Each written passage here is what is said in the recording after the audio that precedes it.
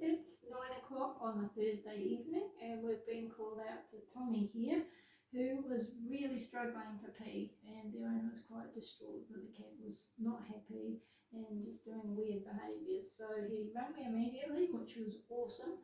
I'm just so impressed with this owner. He hasn't left this at all. He's worried and rung us straight away, which is great for the cat because it gives it a better chance.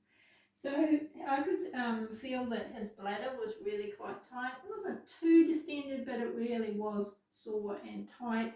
And he was draining, but nothing was even coming out. And then on a closer examination, I could see some little crystalline, sort of almost like sandy bits right sticking at his wee penis. So I knew he had to go to surgery. We loaded him up with a pre-med and some pain relief, and that made him a bit more comfortable.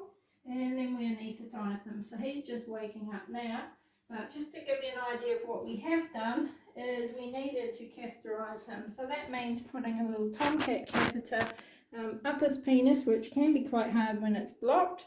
So it's a matter of flushing and dislodging those little sandy bits and getting them out so that you can put a catheter up there. And then that's going to drain. We've actually stitched that in, and we're going to connect another set to that so it can drain into a bag overnight. We've also got him on IV fluids, so that's just to keep his hydration up and keep the pressure up to his kidneys, because what's happening is with the blockage, it's put a back pressure up on his kidneys from his bladder. So we need to reverse that. So give him a good flush, and that will help flush out all the bloody urine that we're getting. So here's what we're getting. And we're going to analyse this and just see how concentrated it is, check the pH, and also have a look under the microscope and look for crystals and other things as well. And that can give us a bit more of an idea of what's going on with Tommy. So we'll have a look at that. We've got him on a drip here, so this is going in, and that will keep going in overnight and into tomorrow as well.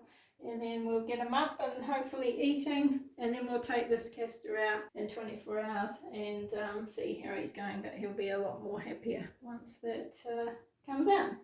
Alright, so we'll watch his progress.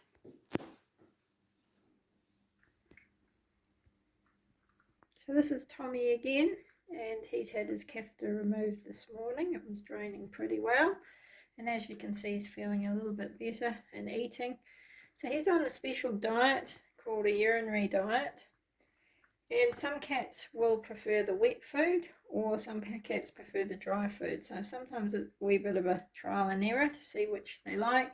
Ideally they get some wet food, because this will make the urine a lot more dilute and help flush out those crystals and flush through. So he's really enjoying that food. So now we're just going to keep him in for a few more days just to check that he can pee okay. A little tip I have is a litter box just with a little bit of the clay litter coating the bottom of the litter tray. So when he does do a little pee, you'll be able to actually see whether it's a big pee or a little pee and whether he's still having issues. And being white, you can even maybe see if there's any blood still in it. But this is a handy little trick. So Tommy's having a wee sleep now. We've just got the food sitting up above. This is a special diet that he's on. So we like Royal Canin, but there's other ones available too.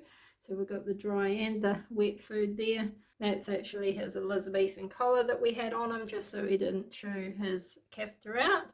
So that came in very handy. So yeah, we'll just have to see how Tommy does in the next day or two.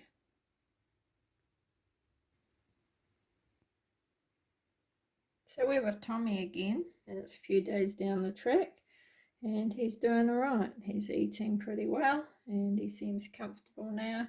As you can see from his dirt box, he's had a couple of peas overnight. So they're not big peas. Ideally, they should be a good half of that litter box full. But it is early days yet, so, and it's coming out pretty well, and no sign of any blood in that either. So I'd be quite happy with him. He can probably go home, and we'll just double check the owner can make sure he's going okay, and he'll be on a special food, and we'll go from there. So Thomas is going home now, but before he does, I just wanted to tell you about his ear that you may have noticed. He's got a wee corner missing on his left ear. Now that means that he was once a trap neuter return, so a stray cat that came in and was desexed by us, which was something we did quite a few years ago and now have been doing it again recently. And so that means if they're wild, they have the ear snipped so that we can identify them in the future as being desexed. So that's amazing. He's actually obviously moved into someone's home and become a pet now. So that's a lovely story. So we're with Baghera and he's been home for a few days now and we're just getting him back to just have a quick feel that bladder and make sure he's still comfortable. And he's actually doing pretty well. In fact, when I do feel that bladder, it's nice and small. He does actually squat and do a little bit when I touch it, so it is still a little bit sensitive. And we have got a little puddle on our table here. But as you can see, there's no blood in it anymore.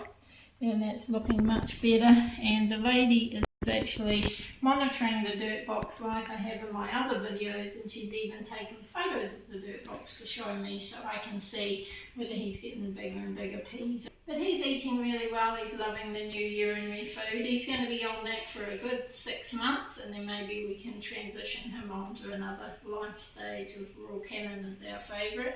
So he's doing really well and we'll just keep an eye on him. But he's good to go now, thank you, and he wants to go. Well done, thanks.